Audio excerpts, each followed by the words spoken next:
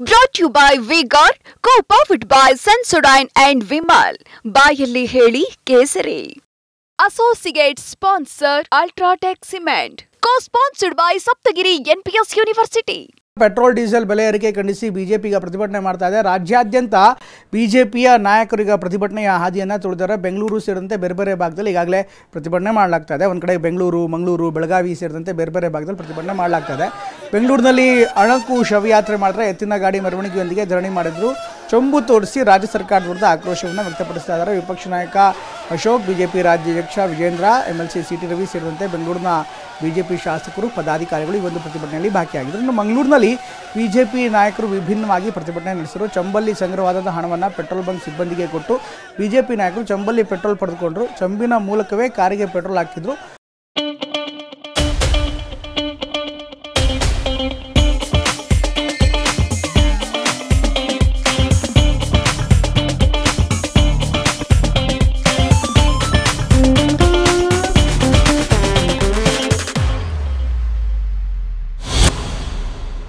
ಮಂಡ್ಯದ ಸಂಜಯ್ ಸರ್ಕಲ್ನಲ್ಲೂ ಕೂಡ ಮಾನವ ಸರಪಳಿ ರಚಿಸಿ ಬಿಜೆಪಿ ಕಾರ್ಯಕರ್ತರು ಪ್ರತಿಭಟನೆ ನಡೆಸಿದರು.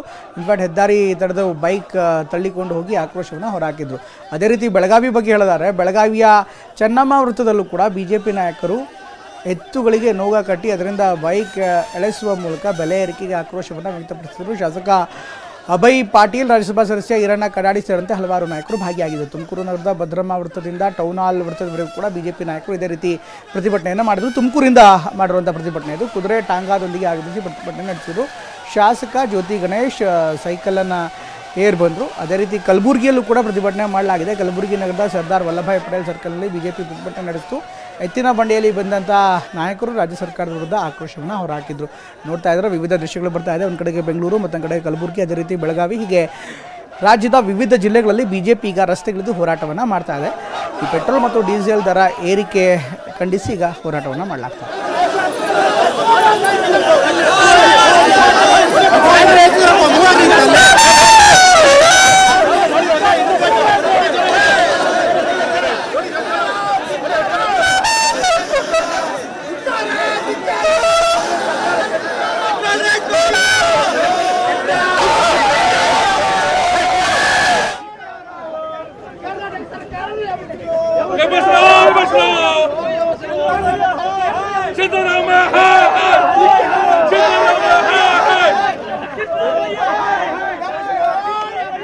ಇನ್ನು ವಿಪಕ್ಷ ನಾಯಕ ಅಶೋಕ್ ಕೂಡ ಈ ಒಂದು ದರ ಏರಿಕೆಗೆ ಸಂಬಂಧಪಟ್ಟಂತೆ ಪ್ರತಿಭಟನೆಯಲ್ಲಿ ಭಾಗಿಯಾಗಿದ್ದಾರೆ. ಈ ಸಂದರ್ಭದಲ್ಲಿ ಟಿವಿ9 ಜೊತೆ ಕೂಡ ಅಶೋಕ್ ಮಾತಾಡಿದ್ದಾರೆ. ಅವ್ರು ಏನು ಹೇಳಿದ್ದಾರೆ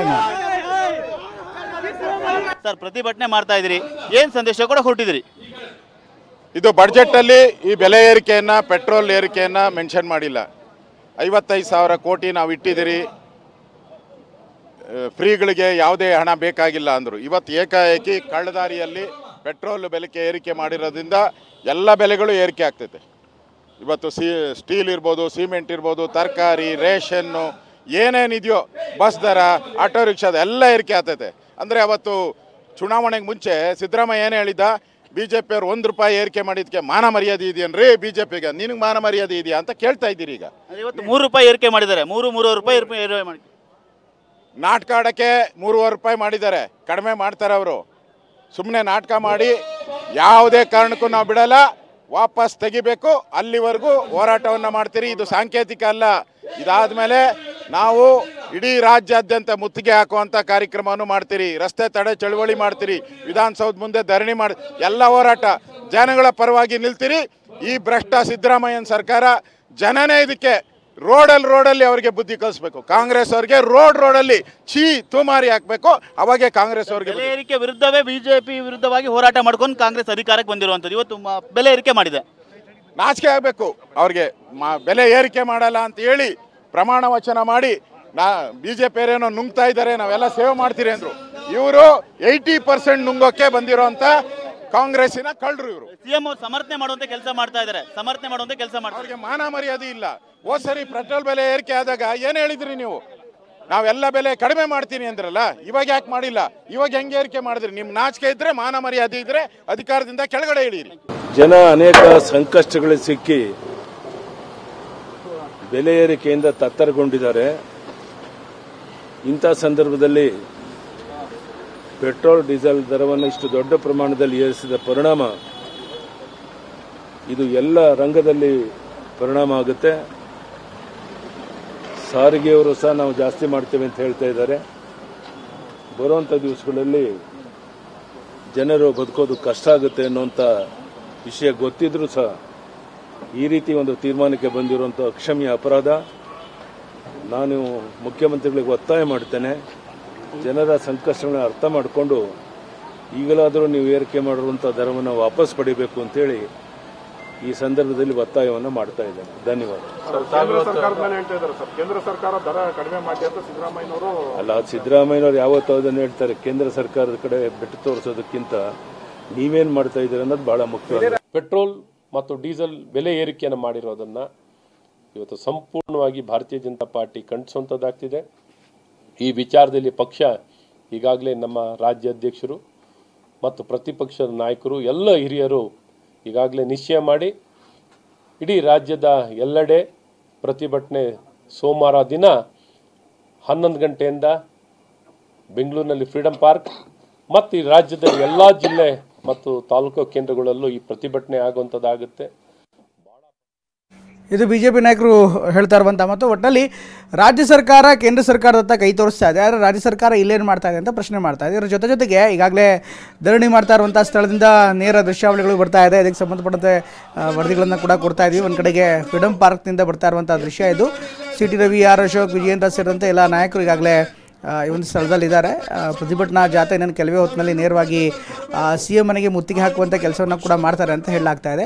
ಇಲ್ಲಿಂದ ತೆರಳುವಂಥ ಈ ಒಂದು ಜಾಥಾ ಅಥವಾ ಪ್ರತಿಭಟನಾ ಮೆರವಣಿಗೆ ಇದೆ, ಸಿ ಎಂ ಮನೆಗೆ ಹೋಗುತ್ತೆ ಅಂತ ಹೇಳಲಾಗ್ತಾ ಇದೆ.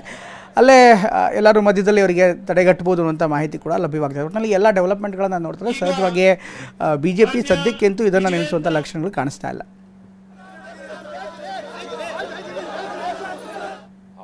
ಏನೊಂದು ಕಾಂಗ್ರೆಸ್ ಸರ್ಕಾರ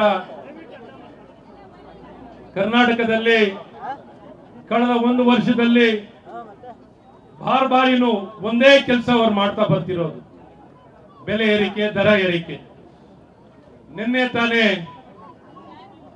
ಏನೊಂದು ಪೆಟ್ರೋಲ್ ಮತ್ತು ಡೀಸೆಲ್ ಬೆಲೆಯನ್ನ ಏರಿಸಿರುವಂತ ಈ ಕಾಂಗ್ರೆಸ್ ಸರ್ಕಾರದ ವಿರುದ್ಧವಾಗಿ ಏನೊಂದು ಪ್ರತಿಭಟನೆಯನ್ನು ಮಾಡಲಿಕ್ಕೆ ಇವತ್ತು ನಾವೆಲ್ಲರೂ ಸೇರಿದ್ದೀವಿ. ಈ ಒಂದು ಸಂದರ್ಭದಲ್ಲಿ ನಮ್ಮ ಈ ಕಾರ್ಯಕ್ರಮಕ್ಕೆ ನಾಯಕತ್ವವನ್ನು ಕೊಡ್ತಿರುವಂತ ನಮ್ಮ ರಾಜ್ಯ ಅಧ್ಯಕ್ಷರಾಗಿರುವಂತ Brought you by V-Guard, co-powered by Sensodyne and Vimal. ಬಾಯಲ್ಲಿ ಹೇಳಿ ಕೇಸರಿ. Associate sponsor Ultratech Cement. Co-sponsored by Saptagiri NPS University.